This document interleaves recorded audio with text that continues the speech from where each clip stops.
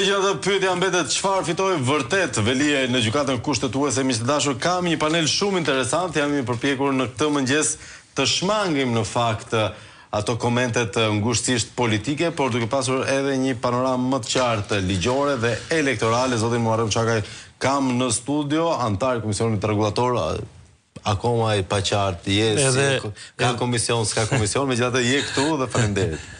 Mirëmëngjes Flavio. Faleminderit për ftesën.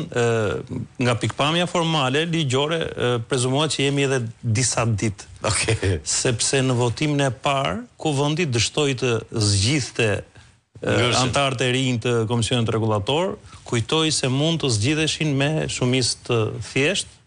Në fakt nuk morën votat e nevojshme.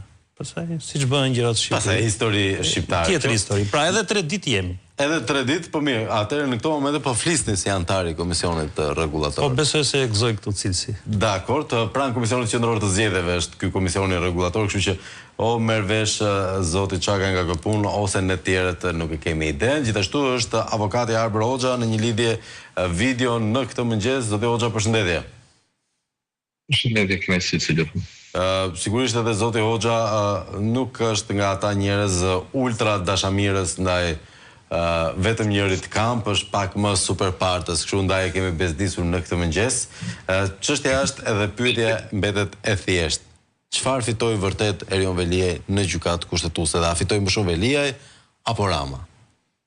Çakaj më pas Hoxha. Shiko, unë personalisht e përgëzoj vendimin e gjykatës kushtetuese të martëditën e djeshme, pasi pak rëndësi ka fitoj Veliaj, apo fitoj Rama, apo fitoj opozita. Rëndësi ka që fitoj Kushtetuta e Republikës Shqipërisë. Okay.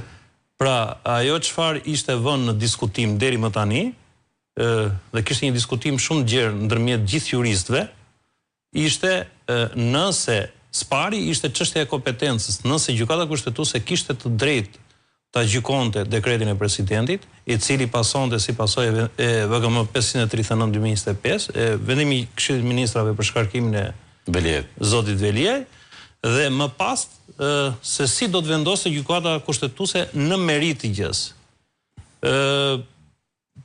Unë personalisht e vlerësoj si një vendim i marrë i drejtë në përputhje me Kushtetutën, dhe që personalisht nuk më ka surprizuar ky vendimi i marrë dje nga gjykata kushtetuese.